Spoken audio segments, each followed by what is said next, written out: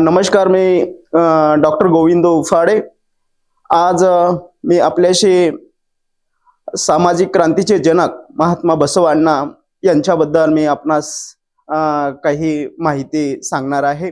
खरं तर हा विषय BA फर्स्ट इयरला DSC म्हणजे संप्रदायाच्या वाङ्मयाची ओळख या विषयाच्या अनुषंगाने हा विषय मी आपणा समोर मांडतो आहे. खरं तर सामाजिक क्रांतीचे जनक महात्मा बसवांना असं म्हणत असताना खरं तर हे जे बसवांना आहेत 12व्या शतक मध्ययुगीन काळातील परिवर्तनाचे शतक म्हटलं जातं. या कालखंडात महात्मा बसवांनाचं महत्वाचं कार्य आपल्याला दिसायला लागतं.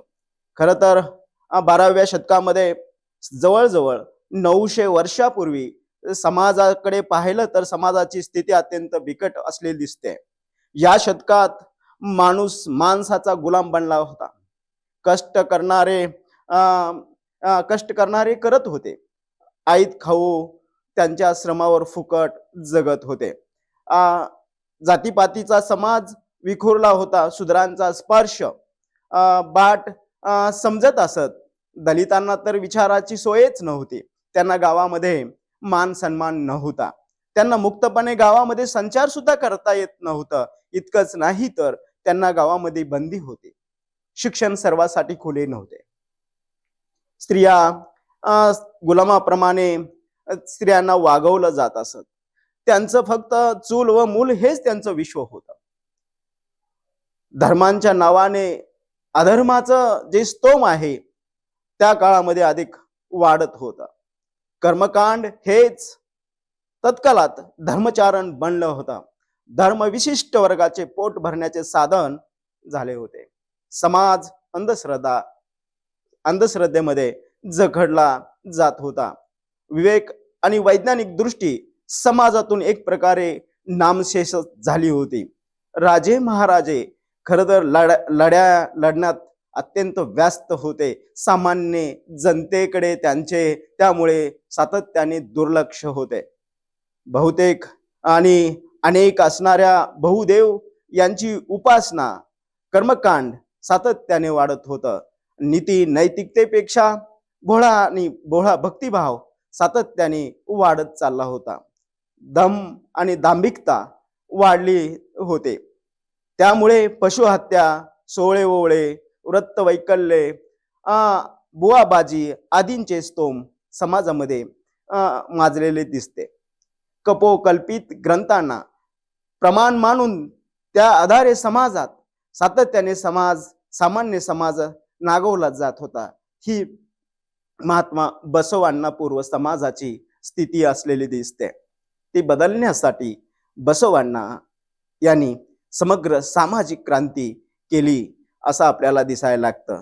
अशा बसवांना यांच्या जन्मासंदर्भामध्ये विचार केला तर आपल्याला असं दिसतं की असामान्य असणारा हा बसवांना, ज्यांनी असामान्यातून सामान्यत्व प्राप्त केलं, अशा बसवांना 12व्या शतकामध्ये मंगळवेढा, जे की आता आपण जी सोलापूर महाराष्ट्र या म्हणजे जिल्ह्यामधील एक मंगळवेढा नावाचं गाव आहे, एक राज्य आहे. या ठिकाणी कलचोरी राजा तिथे राज्य करीत असलेले आपल्याला दिसतं.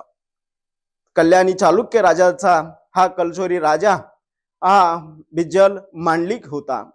तत्कालात मध्ये मंगळवेढा राज्यात म्हणजेच बागेवाडी या गावामध्ये, जे की आता सध्या विजापूर कर्नाटक या गावामध्ये ते बागेवाडी गाव आहे. या गावामध्ये अत्यंत म्हणजे पाशुपत असणाऱ्या घराण्यात, जे की वडील मादिराज आणि मादालंबिका या दाम्पत्याच्या पोटी बसवेश्वरांचा जन्म 25 एप्रिल 1905 ला झालेला आहे. बसवांनांचे आई वडील हे पाशुपत पंथीय असणारे कुंभे कुळातील होते. खरं तर त्यांचे आडनाव पाहिलं तर आपल्याला असं दिसायला लागतं बसवेश्वरांचे आडनाव हे मंडगी असे होते. आणि मग त्यांचं अशा बसवांनांचं बालपण आणि शिक्षण याच्याबद्दल आपल्याला जर विचार केला तर असं दिसायला लागतं की बसवांना हे त्यांचं जे जन्मगाव असणारं बागेवाडी या गावामध्ये खरं तर मादिराज हे तेथील असणाऱ्या शिवमंदिरांचे पुजारी आहेत. अत्यंत ज्ञानसंपन्न असणारं व्यक्तिमत्व, त्यांना त्यामुळे त्यांचा जे व्यक्तिमत्व ज्ञानी, यामुळे त्या गावामध्ये त्यांचा मान सन्मान होता. त्यांनी बसवांनाची शिक्षणाची व्यवस्था त्यामुळे त्यांनी घरीच केली. बसवांना लहानपणापासूनच अत्यंत कुशाग्र, जिद्दी, चिकित्सक वृत्तीचे होते असले दिसते. कारण त्यांनी ज्या वेळेस मादिराज त्यांना बाहेर सोबत घेऊन जात असत, त्यावेळेस त्यांनी सभोवताली घडणाऱ्या प्रत्येक गोष्टीकडे चिकित्सक दृष्टीने पाहत असत. त्यामुळे अनेक समाजामधील जे काही गोष्टी पाहून ते प्रश्न त्यांना विचारत असत. बालपणी त्यांनी धर्मग्रंथ, धर्मशास्त्र आदीचे त्यांच्या कानी पडत होते आणि त्यामुळे ते अधिकाधिक चिकित्सक आपल्याला दिसायला लागतात. त्यांना एक भाऊ आणि एक बहीण होती. त्यांच्या मोठ्या भावाचं नाव देवराज, बहिणीचं नाव अक्का नागम्मा. असे हे कुटुंब सुख समृद्ध, जे की ज्ञानाने समृद्ध असं असणारं हे कुटुंब, सामान्य कुटुंब. आणि या कुटुंबामध्ये बसवांना हे लहानाचे मोठे होत होते.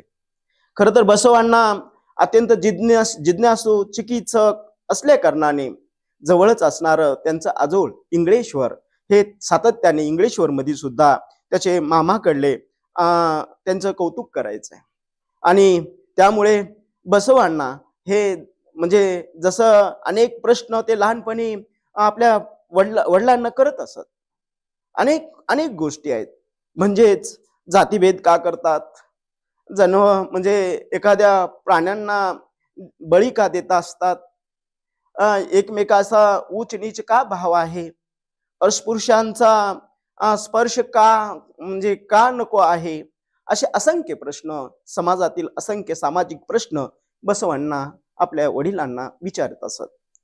अशामुळे बसवांनाची एक कुशाग्र असणारं, जिद्दी असणारे आणि एक चिकित्सक वृत्तीची जाण त्यांच्या मादिराजा वडिलांना होऊ लागलेले आहे. आणि आपल्या मुलांचे हे प्रश्न म्हणजे पाहून, जे की प्रश्न कधीही त्याचा विचार केला नाही, असे प्रश्न हा बसवांना विचारल्यानंतर हे सुद्धा आश्चर्यकारक चिकित्सक अत्यंत स्तब्ध होत असत. इतकंच नाही तर बसवांना एक शूर असणारे शिरत्व होते. ज्यावेळेस खेळत असताना त्यांचा केत नावाचा चांबाराचा मुलगा पाण्यात बुडत होता आणि तो अत्यंत त्याचा जवळचा मित्र होता. आणि बसवांना कुठल्याही प्रकारचा विचार न करता पाण्यामध्ये बसवांनानी उडी घेतली. आणि बसवांना जे उडी घेतली आणि त्या केत नावाच्या चांबाराच्या, जे की शूद्र म्हणून लोक त्याच्याकडे बघत होते, अशा आज आपल्या प्राणप्रिय मित्रांचं या बसवांनानी क्षणार्धात उडी घेऊन त्याचे प्राण वाचवले. हा बसवांनाचा शिरोत्वपणा आपल्याला दिसायला लागतो. बसवांना अनेक असंख्य प्रश्न बसवांना नेहमी आपल्याला दिसतात. इतकंच नाही तर बसवांना चांबाराच्या बद्दल बोलत असत. नेहमी जे अस्पृश्य म्हणून चांबारांना दूर लोटलं जात असत. आणि त्यामुळे बसवांना नेहमी हे प्रश्न आपल्या पिताजींना विचारित असत की आपण जर चांबारांच्या व्यक्तींचे जर त्यांनी केलेले असणारे जे पादत्राणे, जी चप्पल असणारे वगैरे जर आपण जर वापरत असू, आपल्याला ती चालत असेल, तर चांबाराचा स्पर्श का नको आहे. त्याचमुळे म्हणजे अस्पृश्यामुळे असं काय होतं किंवा त्यांनी काय असा गुन्हा केलेला आहे, या पद्धतीचे जे काही विचार बसवांना आपल्या पिताजींना बोलून दाखवत असत. त्यामुळे बसवांनाचे ज्ञान हे जिज्ञासा चिकित्सक वृत्ती पाहून खरं तर बसवांना यांना काहीतरी चांगलं शिक्षण दिलं पाहिजे. हा ज्ञानसंपन्न असणारा हा माझा मुलगा, आणि या पोटी त्यांनी आपल्या बसवांना चांगल्या पद्धतीचं शिक्षण द्यावं, हा दृष्टिकोन मनाशी बाळगला. आणि पुढे बसवांना शिक्षणासाठी खरं तर त्यांनी जे शिक्षणासाठी जे स्थान निवडलं ते अत्यंत महत्वाचं आहे. अगदी 65 किलोमीटर अंतर आहे. म्हणजेच बागेवाडी, जिथं जन्म झाला बसवांनांचा, या ठिकाणी असणारे बागेवाडी गाव, हे बागेवाडी गाव तिथून जिथं कुडल संगम या कुडल संगमामध्ये जी की ज्ञानपीठ आहे, जे कृष्णा आणि मलप्रभा या दोन असणाऱ्या म्हणजे दोन असणाऱ्या म्हणजे अत्यंत महत्वाच्या नद्यांच्या संगमात सुंदर परिसर अशाच ठिकाणी या कुडल म्हणजे एक शिक्षण एक ज्ञानपीठ इथे उभा आहे. आणि या ज्ञानपीठामध्ये असंख्य ग्रंथांची संपदा, ज्ञानवंत असणारे जे शिक्षक गुरुजन अशा पद्धतीचं ठिकाण खरं तर या मादिराजना ज्ञात होतं. आणि त्यामुळे हे योग्य असणार आपल्या मुलासाठी आहे. आणि म्हणूनच या ठिकाणी आपल्या मुलांना शिक्षणासाठी पाठवणं योग्य आहे. आणि त्यामुळे त्यांनी कुडल संगमामध्ये या ज्ञानी असणाऱ्या चिकित्सक जिज्ञासू असणाऱ्या मुलांना प्रवेश दिला. आणि या ठिकाणी इतका रमले. बसवांनाचं वैशिष्ट्य, बसवांना अत्यंत ज्ञानावर विचारावर निष्ठा ठेवणारे असणारे बसवांना, लहानपणापासूनच कुशाग्र बुद्धीचे बसवांना त्यांनी अनेक दिवस सातत्याने अभ्यास, चिंतन, मनन आणि विचार खरं तर हा बसवांनाचा ध्यास होता. त्यांनी याच ठिकाणी असंख्य असंख्य पुस्तके, असंख्य विचार खरं तर आपल्या गुरुजनांना सातत्याने आपल्या मनाला जे पटणारा नाही असा विचार आपल्या गुरुजनांना विचारून त्याला एक नवी वाट देण्याचं काम बसवांना सातत्याने करत असत. बसवांना या ठिकाणी विचार केला तर आपल्याला असं दिसतंय की बसवांनानी त्यांनी 12 वर्ष वयाच्या म्हणजे 12 वर्ष म्हणजे वयाच्या 20 वर्षापर्यंत खरं तर त्यांनी या ठिकाणी आपल्या अध्यापनामध्ये म्हणजे अध्ययनामध्ये त्यांनी आपले 20 वर्ष म्हणजे जवळजवळ 12 वर्ष या ठिकाणी घालवलेले आहेत. नुसते घालवले म्हणजे इतरासारखे तुम्हा आम्हासारखे नुसता इकडं तिकडं खेळण्यासारखे किंवा भटकण्यासाठी घातले नाहीये. खरं तर सातत्याने त्यांनी या असणाऱ्या 12 वर्षांचा सदुपयोग ज्ञानासाठी केलेला आहे. नाहीतर आपल्याला विचार केला तर आपल्याला थोडं काही जर का अशा पद्धतीचे जर वेळ मिळाला तर आपण नको त्या गोष्टीकडे आपण घालत असतो. पण बसवांना तसे नव्हते. बसवांनाचा पुढे ध्यास होता की नवीन नवीन ज्ञानाचे जे काही ज्ञानाचे भंडार जे आहे तो भंडार त्यांना खरं तर आकाश जसं माणसाला जसा मोह आवरत नाही अशा पद्धतीनं हे संपूर्ण ज्ञान किती घ्यावं असं बसवांना सातत्याने वाटत असत. आणि म्हणूनच त्यांनी वेगवेगळ्या विषयाच्या ज्ञानामध्ये पारंगत झालेले आहेत. प्राच्य विद्यासारखा राज्यभाषा, राज्यग्रंथ, धर्मग्रंथ, धर्मशास्त्र, पुराणे, वेद, वेदांगे, अगम, श्रुती ग्रंथ, षटदर्शने, उपनिषदे, शैव पंथ तसे दर्शने आदी वाङ्मयाचा त्यांनी अभ्यास केला. नुसता अभ्यास केला नाही तर चिंतन आणि मनन त्यांनी या ग्रंथाचं केलेलं आहे. आणि त्याच्यामुळे त्यांची जी ज्ञानाची जी काही प्रगल्भता अफाट वाढलेली आहे, प्रगल्भ जाणीव झालेली आहे, जे की समाजामध्ये अगोदरच समाज चिंतन त्यांच्या मनात विचारात होतच. आणि त्याला या सर्व असणाऱ्या वेगवेगळ्या ग्रंथांचा ज्यावेळेस ग्रंथाचा सहवास लाभला त्यामुळे मला असं वाटतं की बसवांना त्यांची जी काही विचाराची जी काही म्हणजे विचाराचं जो सामर्थ्य आहे, विचाराची जी काही उंची आहे ते आपल्याला अधिक प्रगल्भ झालेली दिसायला लागते. तो त्यांनी जे काही विचारत असत प्रश्न, पण आता त्यांना मात्र त्यांच्या स्वतःचे मत निर्माण झालेलं आहे. ज्ञानानं आपल्याला ज्ञानाचं एवढं सामर्थ्य असतं की तुमच्या मनात तुम्हाला जे वाटतात त्याला पुष्टी प्राप्त झाली ज्ञानानं की तुमचे स्वतःचा विचार खरं तर आपल्याला असं वाटतं की आपला स्वतःचा एक विचार अभिव्यक्ती आपण ते मांडत असतो आणि त्याला एक प्रकारचा ज्याला अर्थपूर्णता असते. खरं तर याच दृष्टिकोनातून आता ज्यावेळेस 20 वर्ष आणि 20 वर्षाच्या नंतर बसवांना एक नव चिंतनातून नव विचार अभिव्यक्त करू लागले. अभिव्यक्त म्हणजेच प्रकटन. आपले जे काही विचार आहेत ते प्रकट करू लागले. अत्यंत चिकित्सक वृत्ती त्यांच्या वाढ झालेली आहे. प्रगल्भता प्रचंड वाढलेली आहे. समाजाकडे बघण्याचा दृष्टिकोन आणखीन त्यांच्यात वाढ झालेली आहे. आणि या दृष्टिकोनातून सातत्याने समाजातील जे काही ज्यांना नको ते विचार, टाकाऊ विचार याच्याबद्दल ते सातत्याने आपले मत मांडू लागलेले आहे. आणि असंख्य असणारा जो काही भटका समाज जो आहे, ज्यांना ज्यांना कुठल्याही प्रकारचा अधिकार नव्हता समाजामध्ये, तत्कालामध्ये त्यांना कुठेही ज्या धार्मिकतेमध्ये, सामाजिकतेमध्ये या ज्या काही भटक्या वंचित असणाऱ्या समाजांना अस्पृश्य म्हणून त्यांना गावकुसाबाहेर लोटलं जात असत. त्यांचा सातत्याने असं आपल्याला दिसायला लागतं. तत्कालात त्यांना म्हणजे शिवणं सुद्धा बाटणं असं म्हणत असत किंवा त्यांची सावली सुद्धा नको असं वाटत असत. इतका तिरस्कार या माणसाबद्दल या या वृत्तीमध्ये आपल्याला दिसायला लागतं. आणि त्यामुळे खरं तर तत्कालात जो काही अत्यंत वाईट असणारा जो काही म्हणजे बसवांनाच्या तत्कालामध्ये जे काही कर्नाटकामध्ये आपल्याला असं दिसायला लागतं की जो शैव संप्रदाय अधिकाधिक म्हणजे ज्याला गतिमानता आहे, या संप्रदायाचं विशेषतः तत्कालामध्ये चालुक्य असणार अनेक असणारे जी काही साम्राज्यवादी जी राजवट होती यांचं त्यांना पाठबळ असल्या कारणाने त्यांचा या कर्नाटकामध्ये सातत्याने अधिकाधिक प्रभाव वाढत होता. आणि अशामुळे अधिकाधिक सर्वसामान्यांची कुचंबना सातत्याने होत होती. आणि हे या बसवांना हे सातत्याने हे सगळ्या गोष्टी खटकत असत. ह्या सगळ्या गोष्टीच्या विषयी त्यांना त्यांच्या मनामध्ये सातत्याने तिरस्कार वाढत असत. आणि त्यामुळे ते विचार मांडायला लागले. त्याच्यातून त्यांचे स्वतःचे असणाऱ्या जे काही अध्ययनातून जे निर्माण झालेले नवविचार चिंतन विचार ते त्याचं प्रकटन ते करू लागलेले. सगळ्यांना एकत्र बोलवत असत.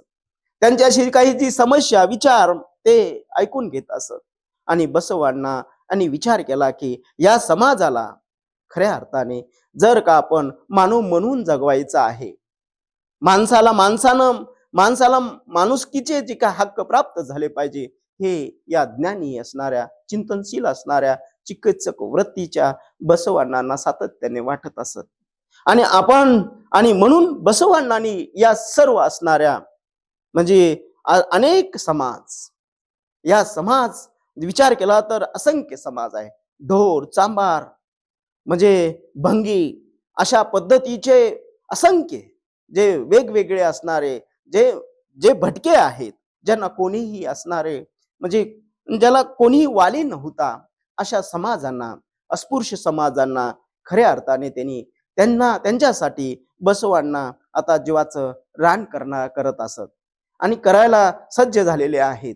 यासाठीच त्यांनी खऱ्या अर्थाने यांचं शैव संप्रदायामध्ये भल नाही, यांना शैव संप्रदाय कधीच मानव म्हणून वागवणार नाही हे त्यांना माहित होतं. आणि बसवांना निश्चित ठरवलं होतं की या माणसाला माणूस म्हणून जगवायचं आहे. आणि म्हणून बसवांना शरण आंदोलन निर्माण करतात.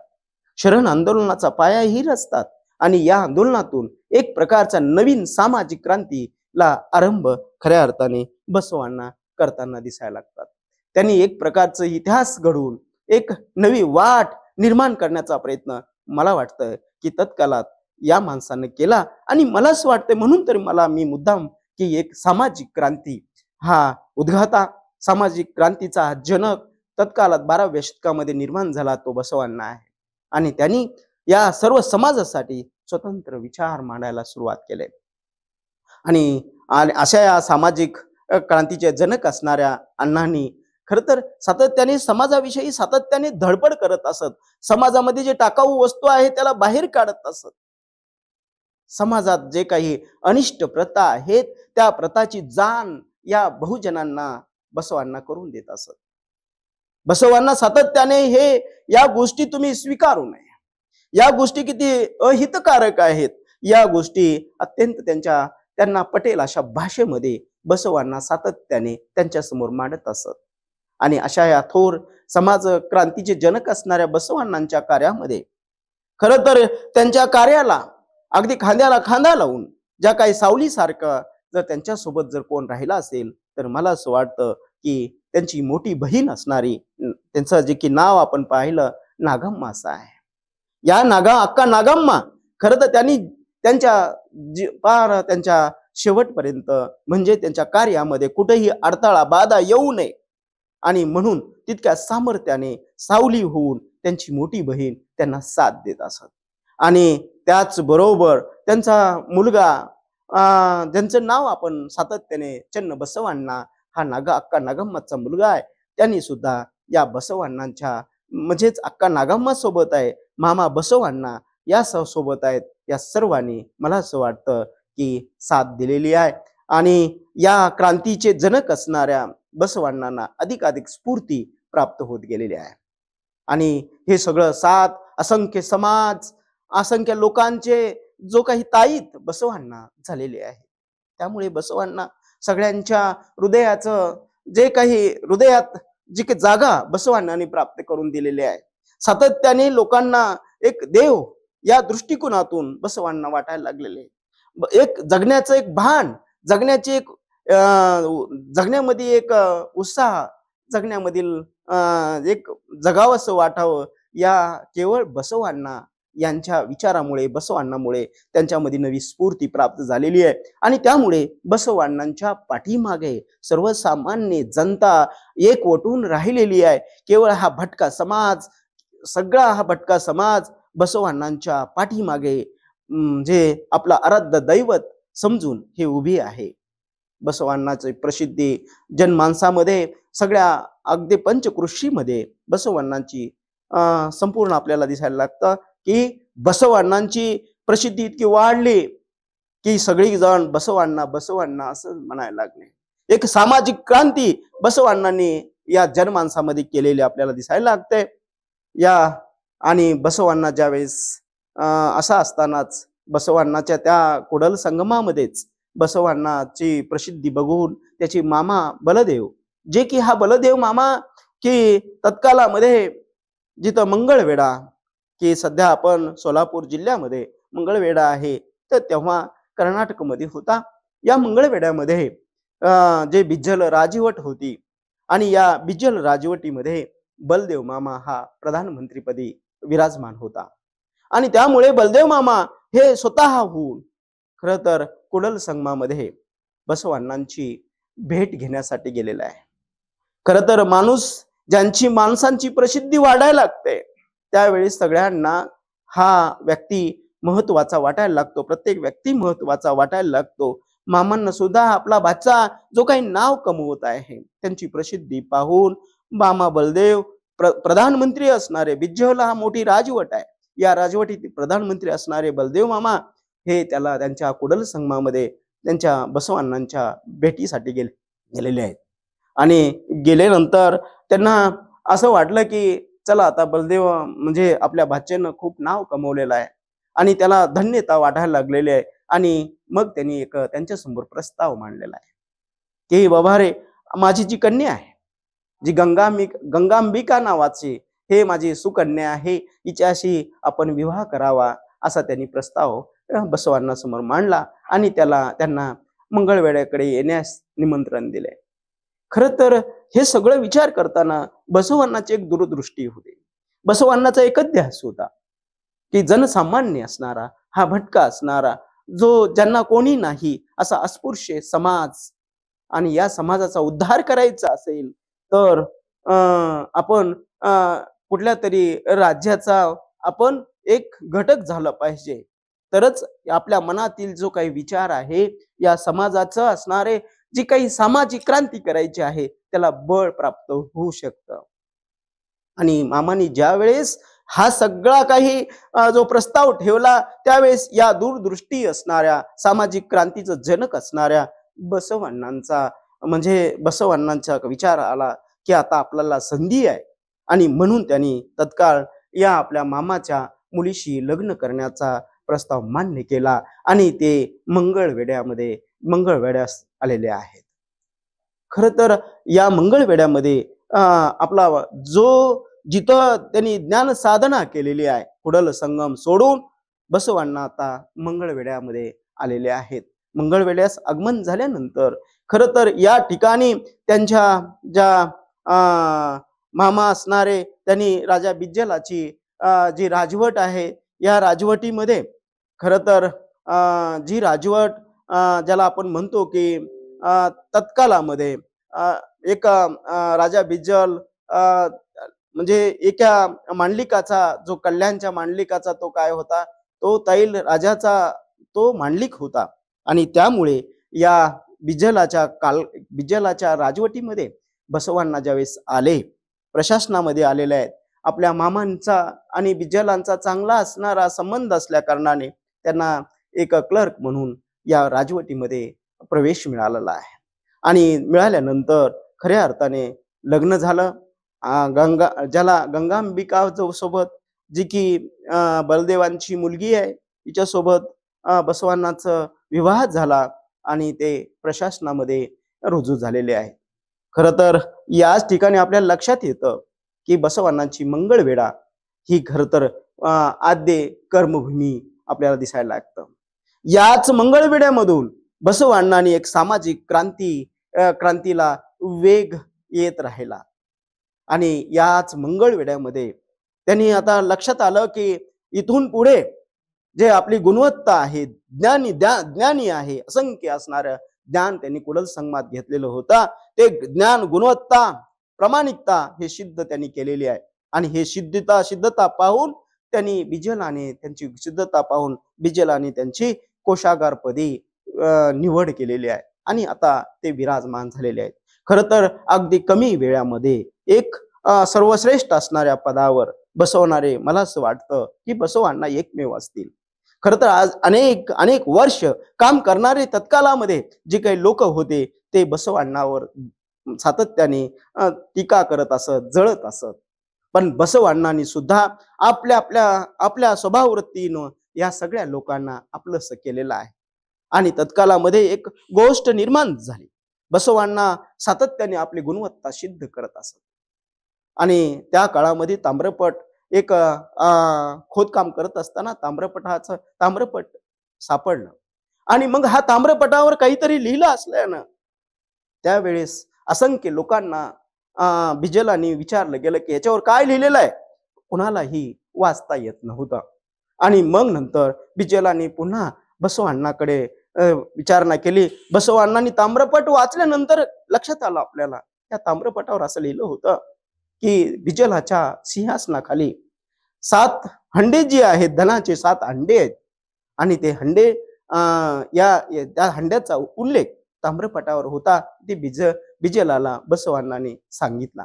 आणि बसवांनांनी खोदकाम केल्यानंतर खरंच 7 हंडे, धनाचे 7 हंडे सापडले. बिज्जल इतका खुश झाला की त्याला असं वाटलं की अरे वा, खरं तर माझ्या राज्यामध्ये एवढा ज्ञानवंत असणारा, कर्तव्यनिष्ठ असणारा हा माणूस आपल्याला प्राप्त झाला, धन्यता वाटायला लागली.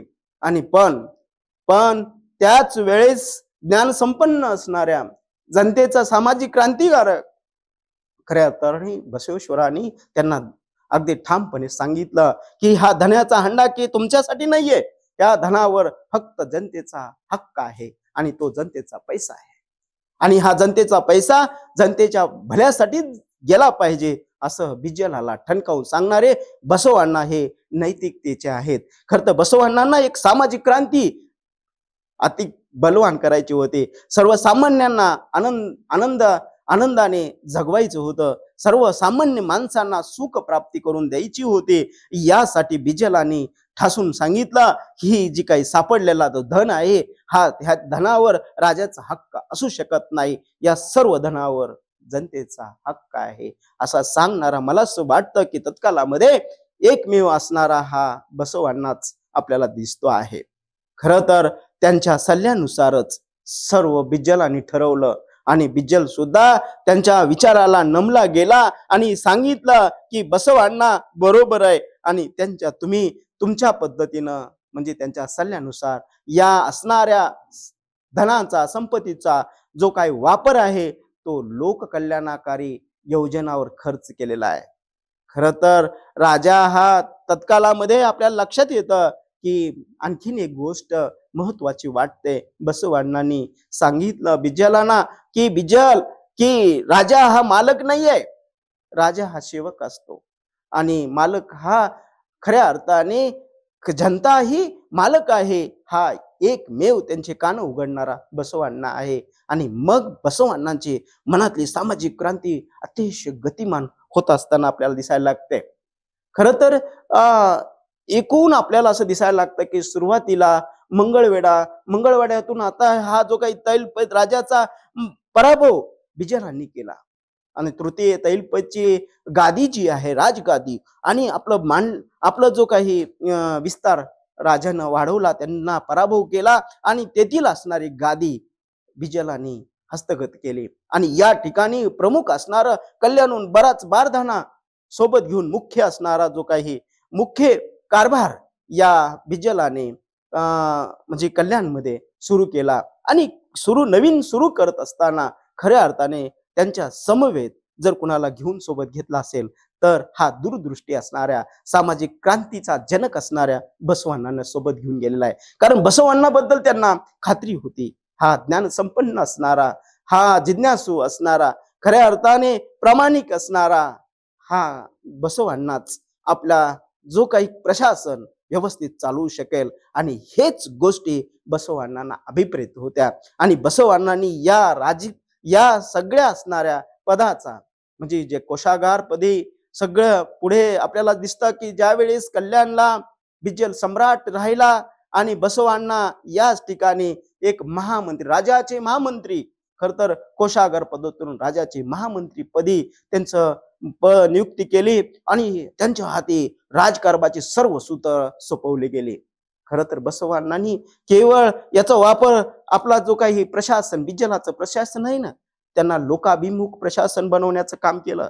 आणि एक खऱ्या अर्थाने बसवांना कधीच असं की म्हणजे ज्याला आपण म्हणतो की एखादा व्यक्ती जर पद सगळं काही जर मिळाल्यानंतर सगळ्या समाजाला विसरून जातो, बसवांना अजिबात करू शकले नाहीत. खरं तर बसवांनी कधीच जमीन सोडली नाही. बसवांना कधीच हरून गेले नाहीयेत. बसवांना एक ध्यास होता की हा आमचा भटका असणारा, अस्पृश्य असणारा, वंचित असणारा समाजाचं कल्याण करायचं आहे. आणि त्या कालखंडामध्ये आपल्याला लक्षात येतं की आता गोरगरिबाची सेवा करायला संधी प्राप्त झालेली आहे. आणि या दृष्टिकोनातून ते काम केल्यानंतर अत्यंत असणाऱ्या गरिबांच्या झोपडीमध्ये जात असत. संध्याकाळी एकत्र त्यांना बोलवत असत आणि त्याचा विचार विनिमय, समस्या जाणून घेत असत. लोकांना बोलतं करण्याचं ध्यास जणू काय बसवांनी घेतला. आणि तुम्हाला खरंच सांगू की बसवांनी यांना आता बोलतं करायचं आहे, यांना सुखी केलं. जे की सगळं काही धन दौलत सगळं काही त्यांना सुख केलं, आता त्यांना बोलतं करायचं आहे. आपले विचार त्यांना अभिव्यक्त करण्याचं धाडस निर्माण करायचं आहे. आणि बसवांनी त्यांचं संघटन वाढवायला सुरुवात केलं. आणि त्यांना बोलतं करण्याचं म्हणूनच कल्याणमध्ये त्यांनी अनुभव मंडप नावाचं, जी की जगामधील पहिली संसद म्हणून ओळखली जाते, अशा अनुभव मंडपाची उभारणी केली. आणि या अनुभव मंडपामध्ये सगळ्यांना एकत्र जमवलं. आणि याच ठिकाणी बसवांनी एक गोष्ट सांगितली की बाबा रे, आता हा कोणाचा नच म्हणजे, हा अमुचा म्हणजे, अशा पद्धतीचा जो काही समता भाव हा धडा जणू काही बसवांनी समाजांच्या मनावर बिंबवलेला आहे. एक प्रकारची सदाचाराची जी काही बीजारोपण बसवांना त्यांच्या मनावर करताना आपल्याला दिसायला लागतात. आणि याच ठिकाणी खरं एकत्र आल्यानंतर त्यांनी 2 मंत्र दिलेले आहेत की काय कवे कैलास, हा एक मंत्र आहे. जे की तुमची काया जी आहे, शरीर जो आहे, हा शरीर हा तुमचं मंदिर आहे. आणि या शरीरात मंदिर आणि मंदिरातलं शरीर हे शुद्ध असलं पाहिजे. आणि हा एक मंत्र दिला. दुसरा आहे की आपल्या या सगळ्या बांधवामध्ये कोणीतरी जास्त जे काम करून, श्रम करून खऱ्या अर्थाने जास्त कमाई करत असेल तर त्यांच्यासाठी एक मंत्र दिला, दासोभाव असा नावाचा मंत्र दिला. आणि हा मंत्र सगळ्यांनी जपावा, हा 2 गोष्टी त्यांनी शिकवल्या. आणि जनता या दोन्ही मंत्राची जी काही मंत्र आपल्या उराशी बाळगून हिंडत असत. दासोभाव, तुम्ही जे काही सेवा कराल तो दास बनून सेवा करायची आहे. तुमच्या जी काही मिळालेली उत्पन्नाची जी काही उत्पन्न आहे यातील काही भाग खरं तर आपल्या बांधवासाठी खर्च करायचा आहे, जे मागे आहे त्यांना पुढे कसे घेऊन जाता येईल, हा जो काही भाव आहे ना, हा भाव सगळ्यांच्या हृदयावर बसवांनी त्याचं रोपण केलेलं आपल्याला दिसायला लागतं.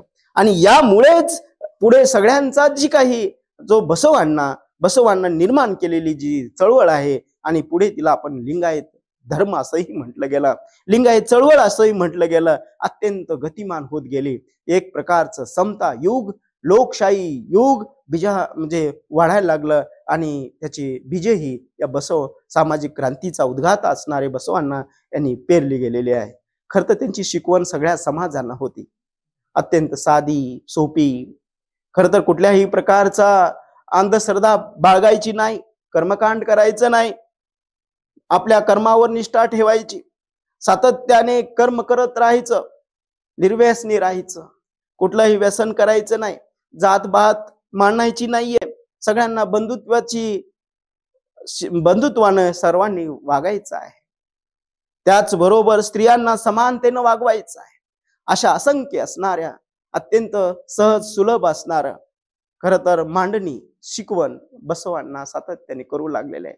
आणि ते समाजांना सहज पचत असत आणि समाज अधिकाधिक बोलू लागलेला आहे, सगळे सहभाग घेऊ लागलेले आहे. आणि या समाजामध्ये बसवांना बोलणी करत करत एक सामाजिक क्रांती केली. बसवांनांचे एक गोष्ट सांगतो.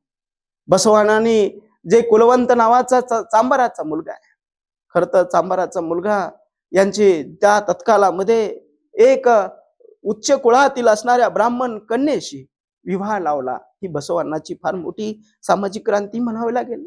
म्हणजेच बसवांना असंख्य काम बसवांनांनी केलेलं आहे.